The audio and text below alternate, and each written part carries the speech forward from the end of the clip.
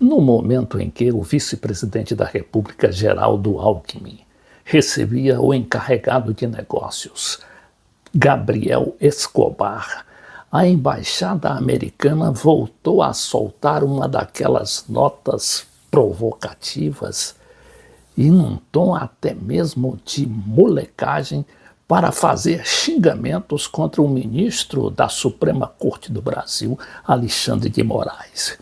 Veja aqui se é possível entender uma linguagem tão chula por parte da embaixada da maior potência mundial. Os aliados de Moraes no judiciário e em outras esferas estão avisados para não apoiar nem facilitar a conduta de Moraes. Estamos monitorando a situação de perto. O governo engoliu a seco aquela provocação e preferiu dar ênfase ao telefonema que o presidente Lula deu ao presidente da Índia e integrante do BRICS, o Narendra Modi, com quem acertou grandes negócios, inclusive uma compra maciça de aviões da Embraer.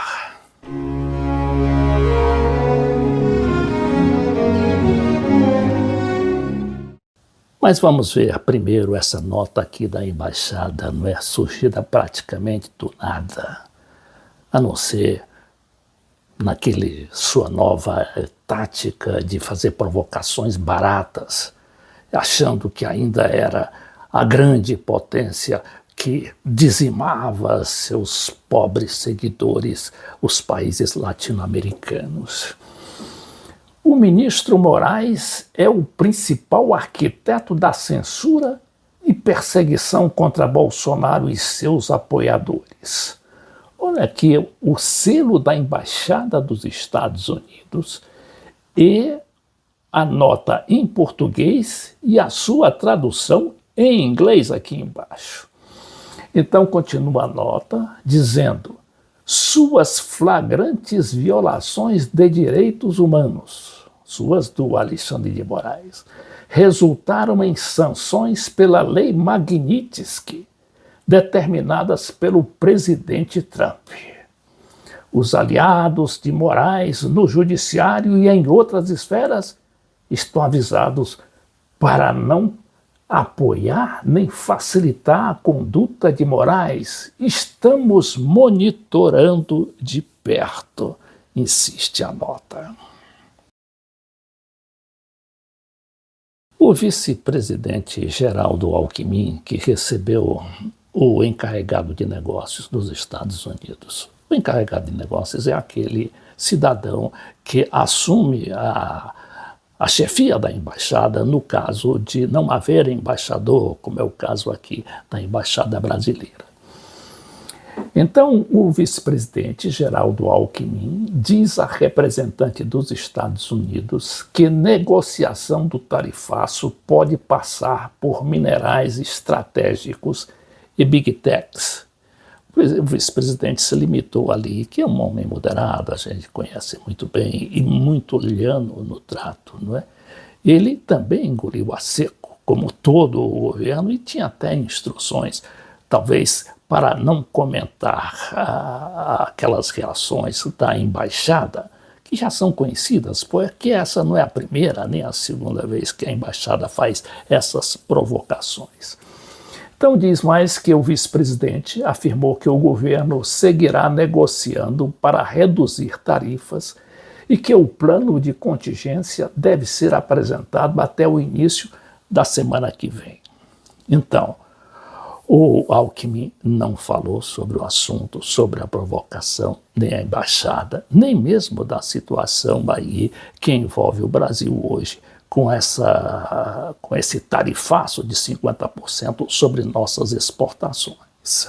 Agora, o Lula parecia mesmo interessado, era nesse telefonema que ele deu ao Narendra Modi, né, que é o presidente da Índia, né, a Índia que integra, juntamente com a China, a Rússia, o Brasil e a África do Sul e outros 15 países, o BRICS. E cuja reunião já está convocada ou estaria sendo convocada pelo próprio Lula, que anunciou esse propósito numa declaração à agência Reuters dada anteontem. Então diz aqui, Lula telefona para Modi para falar sobre tarifaço e fortalecimento do BRICS. Não esquecer esse ponto aqui, né? Então, o Brasil, como se sabe, está em grandes tratativas com a Índia, inclusive para fortalecer o seu comércio. E à frente desses negócios está justamente a nossa empresa de aviação, a Embraer, que está aí invadindo os ares pelo mundo inteiro, desde a Europa, Ásia, a América do Norte, Estados Unidos principalmente, onde já mantém o controle da navegação aérea interestadual. E a Embraer estaria lá em negociação para vender mais 50 aviões para a Índia, além dos 80 aviões que já a Índia comprou, né, da própria Embraer. Então aqui é uma foto antiga da última visita do Narendra Modi, né, com o Lula aqui em Brasília. Isso é questão de 10 ou 15 dias. Diz que os dois países, tanto a Índia quanto o Brasil, tiveram as tarifas alteradas para 50% por decisão do presidente dos Estados Unidos, Donald Trump. No Brasil, uma taxa adicional de 40% sobre os já sujeitos a uma tarifa de 10%, ao passo que na Índia o índice dobrou. Antes era 25%, agora é de 50%. A imposição foi o principal assunto do telefonema. Ambos presidentes, reafirmaram a importância em defender o multilateralismo e a necessidade de fazer frente aos desafios da conjuntura e explorar possibilidades de maior integração entre os dois países, afirmou o Planalto por meio de nota. O governo ainda não abordou, pelo menos em nível público, né, publicamente, o contato que o presidente Lula está tendo com o presidente Putin dos Estados Unidos. Por quê?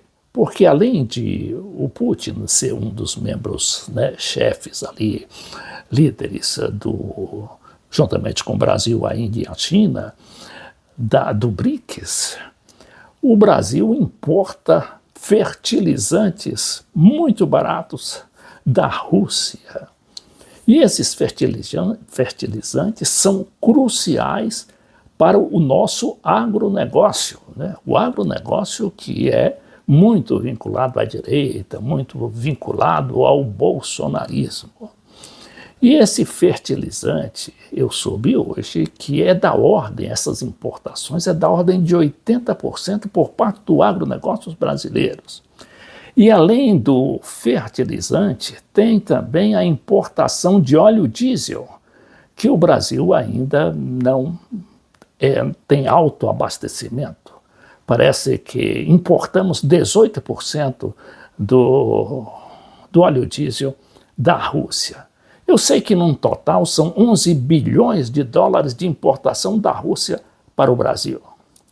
E apenas 1,6% é a nossa produção, né? 1,6 bilhões de dólares é a soma de nossas exportações para a Rússia, principalmente em soja e outras commodities agrícolas.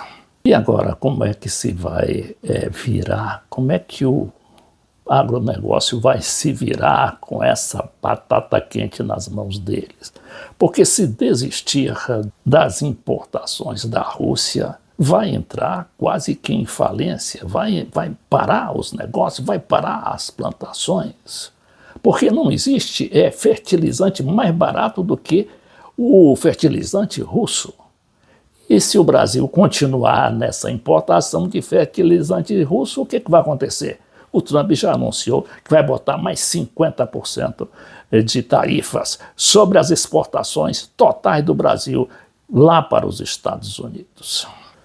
Essa razão, então, pela qual o Lula insiste nessa reunião dos BRICS e principalmente nesses contatos diretos que ele tem com os principais líderes do BRICS. Hoje é possível que ele faça uma ligação com o presidente da China, o Xi Jinping.